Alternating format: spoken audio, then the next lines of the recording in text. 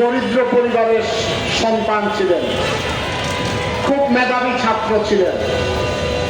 তিনি স্কুল জীবনে সকল পরীক্ষায় বৃত্তিপ্রাপ্ত হতেন। উচ্চশিক্ষার জন্য ঢাকা বিশ্ববিদ্যালয়ে অর্থনীতিতে ভর্তি হন। অর্থনীতিতে তিনি ঢাকা বিশ্ববিদ্যালয়ে পড়াশোনা করতেন। ছাত্র জীবনেই তিনি বুঝতে পেরেছিলেন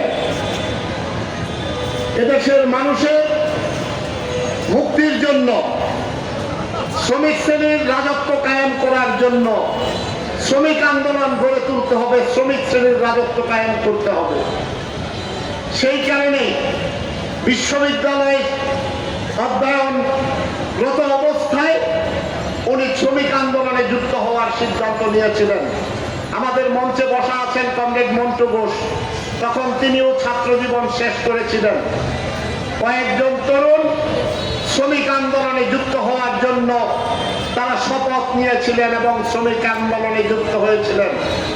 1984 সাল স্বৈরাচারী এরশাদ সরকার ক্ষমতায় টিকে থাকার জন্য ওই ফ্যাসিস্ট শেখ হাসিনা যেইভাবে ছিলেন সেই রকম ব্যবস্থাই করেছিলেন।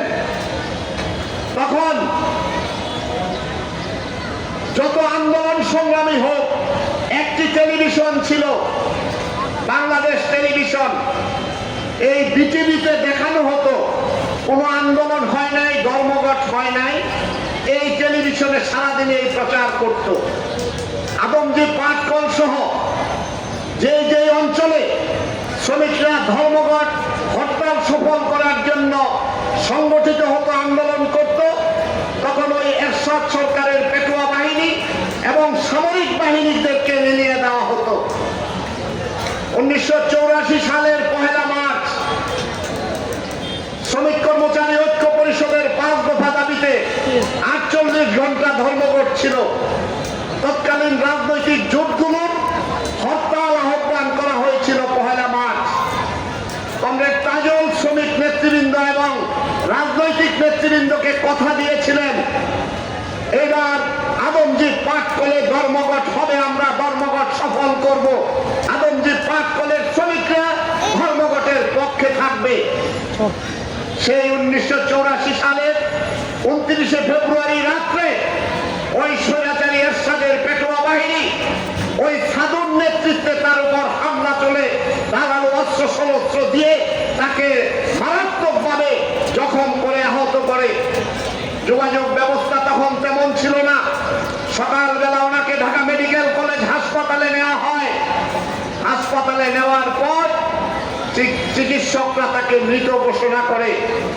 প্রিয় বন্ধুগণ, কমরেড তাজুল ওই শ্রমিকদের ধর্মঘট সফল করার জন্য যখন জীবন বাজি রেখে লড়াই করেছিল, যে 5 দফা দাবিতে আন্দোলন করেছিল, তৎকালীন সামরিক সরকার দাবি মানতে বাধ্য হয়েছিল। অত্যন্ত দুঃখের বিষয়, আমরা একটি স্বৈরাচারী সরকারকে, একটি ফ্যাসিস্ট সরকারকে ক্ষমতা থেকে হটিয়েছি। আমাদের সেই দাবির মতোই এখনো শ্রমিক কর্মচারী ঐক্য পরিষদ, ট্রেড ইউনিয়ন, বিভিন্ন ট্রেড ইউনিয়নদের বিভিন্ন দাবি আছে, 9 দফা দাবি আছে। আমরা একটি ন্যূনতম মজুরির জন্য এখন লড়াই করছি। আমাদের এই অন্তর্বর্তীকালীন সরকার, তিনি ক্ষমতায় এসেছেন, বিভিন্ন সংস্কার কমিশন করেছেন। শ্রমিক সংস্কার কমিশনের একটি সুপারিশ আছে। আমরা ওনাদেরকে বলেছিলাম, আপনারা জাতীয় ন্যূনতম মজুরি ঘোষণা করেন এবং শ্রমিক সংস্কার কমিশনের সুপারিশ মতো আপনারা কাজ করেন। আমরা লক্ষ্য করছি যে শ্রমজীবী মানুষ এই ফ্যাসিস্ট সরকারকে ক্ষমতাতে হটানোর জন্য জীবন দিয়েছে, লড়াই করছে। তারা যখন লড়াই সংগ্রাম করে তাদের দাবির জন্য, মজুরি আদায়ের জন্য, তখন এই তত্ত্বাবধায়ক অন্তর্বর্তীকালীন সরকারের বাহিনীও শ্রমিকদেরকে গুলি করে হত্যা করে। আমরা হুঁশিয়ারি উচ্চারণ করতে চাই, বলতে চাই, আপনারা ইতিমধ্যেই সকল ক্ষেত্রে দায়িত্ব পালনে ব্যর্থ হচ্ছেন। আপনারা সময় আছে, নির্বাচিত সরকারের হাতে ক্ষমতা দেওয়ার ব্যবস্থা করেন, অতি দ্রুত নির্বাচনের ব্যবস্থা করেন। আমরা শ্রমিকদের যে 9 দফা দাবি সহ বিভিন্ন সংগঠনের দাবি আছে, ন্যূনতম মজুরি, সকল শ্রমিকদের জন্য একটি জাতীয় ন্যূনতম মজুরি ঘোষণা, অবাধ ট্রেড ইউনিয়ন সহ আমাদের যে দাবিগুলো আছে সেই দাবিগুলো মেনে নেন। আমরা যারা তাজুল হত্যার এই প্রতিবাদ সভায় স্মরণ সভায় মিলিত হয়েছি, আমরা সকল সবাই শ্রমিকদের এই ন্যায়সঙ্গত দাবি নিয়ে কথা বলছি। প্রিয় বন্ধুগণ, রাত পোহালে রমজান শুরু হবে। ইতিমধ্যে আমাদের নারায়ণগঞ্জের বিভিন্ন কারখানার শ্রমিকরা তাদের মজুরির জন্য আন্দোলন করছে। আমরা আপনাদেরকে বলতে চাই, সেনাবাহিনীর বিভিন্ন বন্ধুরা আন্দোলন দমন করার জন্য শ্রমিক নেতাদেরকে চক্রাঙ্গানি দেন, হয়রানি করেন। আপনাদের ওই মহাগুরু আর সাধু করে নাই।